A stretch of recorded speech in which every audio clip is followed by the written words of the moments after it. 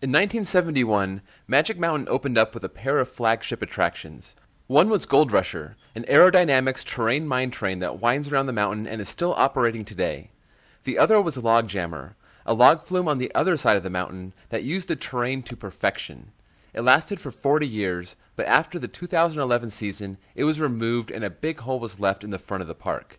But Magic Mountain had plans for that area and would not leave that spot vacant for very long. Let's go! Oh, yeah! Hold on, I got this. Hellraiser. Hellraiser! Risk Taker. Full speed ahead! Till I'm dead in the fast lane. Doesn't sound safe. Live wire! Wildfire. I'd rather burn up in flames than fade away! You gotta live it up. You gotta live it up! You gotta live it up. YOLO. Full Throttle is a Premier Rides multi-launch coaster that reaches a top speed of 70 miles per hour and a max height of 164 feet, along with 2 inversions. It was specifically built for the old Logjammer plot of land and even extends over the top of the mountain and back through it. It's been a huge hit at Magic Mountain ever since its opening, but for all its pros, it also has its cons, and that's what we're going to talk about today. The first pro is the setting and placement. This is the first major coaster's entrance that you pass by in the front of the park. It's given its own plaza, and they have the Full Throttle Nights band playing during the summer, and that loop just towers over the park and it looks so good. That's the placement. Now for the setting.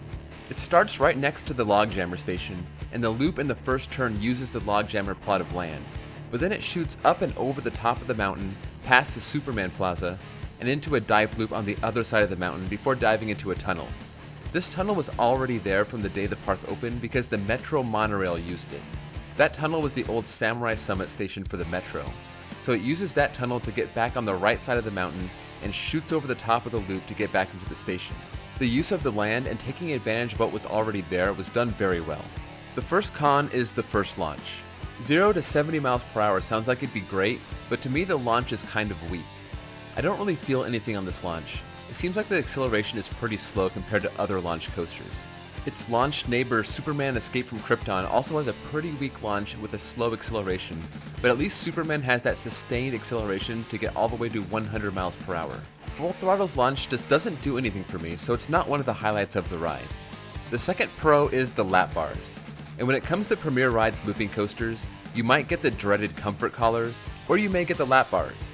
The old school Premier lap bars like the ones on Poltergeist or Mr. Freeze are not too comfortable, but these ones are really nice. You pull them down and they have the shin guard that presses against your legs, but it's not painful and it doesn't really take away from the ride.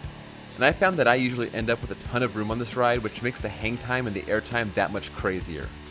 With the other Premier Rides coaster in the park, West Coast Racers, likely having comfort collars, we can all be thankful that Full Throttle was given those awesome lap bars. The second con is the assigned seating, and this is one of those rides where no preferred seating actually means no preferred seating. And the bad part is that this is a coaster where the seat that you're in actually makes a big difference. I prefer the front 3 rows for the forces you get throughout the ride, and the back isn't quite as good. But once you reach the station platform, you're pretty much at the mercy of the employee. I have asked for a specific row and I've gotten it in the past, but I've been rejected and I've seen plenty of other people get rejected on most of the other occasions. The third pro is the surprise in the middle. And I don't think this is a big enough surprise to give people a spoiler alert, but it's something that may catch you off guard if you're not expecting it. When you're in the tunnel following the dive loop, the train comes to a complete stop, and then it launches you backwards back into the dive loop. This was a really good idea for the park to extend the ride time and add an interesting twist to shake up the ride experience. I wouldn't say the ride experience is otherwise basic, but the surprise in the middle just adds to the quirkiness of this coaster. The third con is the theme and the ads. It's got a YOLO theme which is prominently featured on the big TV in the queue line, and it shows people doing Daredevil type stunts and playing Live It Up by Airborne. And as great as Chick-fil-A is, the ride is plastered with Chick-fil-A ads in the queue and in the station and on the trains. It is Six Flags, so this is not unusual for them to do on their rides, but it is tacky, and I guess it's one of the reasons why their season passes are so cheap. The fourth pro is the final drop. And this is still the only coaster that goes through a loop and then has track going over the top of that loop.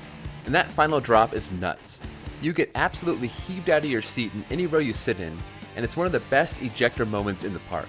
As great as this unique element is, it could be so much better if it wasn't for con number 4. And that fourth con is the brakes on the final drop. Normally a back row ride would result in the best ejector air, but I actually like this final drop in the front a little bit more. And the reason for that is the brake run that's on the final drop. In the front, you seem to fall full speed for the entire length of the drop, and you don't feel the slow down until you bottom out. In the back, the airtime is more intense over the top, but you slam into those brakes so fast that it kills the experience. The coaster ends with a bang, but if they could have just put the brakes on the final straightaway rather than on the drop, it would have been so much better. The fifth pro is the final launch. After the backwards launch up the dive loop, the train falls back into the tunnel with some speed, and that final launch absolutely fires you out of the tunnel, and you really feel the speed. I said the first launch was underwhelming, but the final launch is a riot. You shoot out of the tunnel and twist up and over the massive loop, and you need all of that added speed to get over that 164-foot point. The fifth, final, and biggest con is that it's a short ride. Now, I used to work at the park, and my brother used to work at the park, and we know tons of people connected to the park, and we heard rumors up to a year before Full Throttle was announced that there was a plan to put a launch coaster that went all over the park. Now, I guess you could say that Full Throttle kind of does this because it goes over to the other side of the mountain, but it's far from the impression that we got from those rumors. We thought it was going to be this long, epic ride, and it may have been the original plan that ended up being scaled way back on the final cut. But more likely, Josh from King's Dominion shredded the second half of the layout. And by the way, if you have not seen the Coaster Studios Full Throttle parody, please click that card and check it out. People who call this half throttle have it right. It really is half a ride. For all its good qualities, its short length hurts its standing in my overall rankings. The sixth, final, and biggest pro is the hang time on the loop. Of all the great hang time moments I've ever experienced, this might be the best. The loop is enormous, and you crawl through it. And with that loose lap bar, you really feel like you're going to fall out of your seat. This isn't just any old hang time. You're actually hanging on to life with your legs on that lap bar, and you hope that everything in your pockets is going to stay there. The final drop is great, but the brakes kill it. Nothing kills the hang time that you get on that loop, and that's why it's the best part of the ride. So there are my complete thoughts on Full Throttle. It's at my home park, and I've ridden this a bunch of times, day and night, front, middle, back, so I have a pretty good feel for this coaster, and I think it's in the upper middle tier of the coasters at Magic Mountain, and ultimately a worthy replacement for Logjammer. Let me know what you think of Full Throttle in the comments below. Also, don't forget to leave a like and subscribe if you're new here, and I will see you guys all next time. You gotta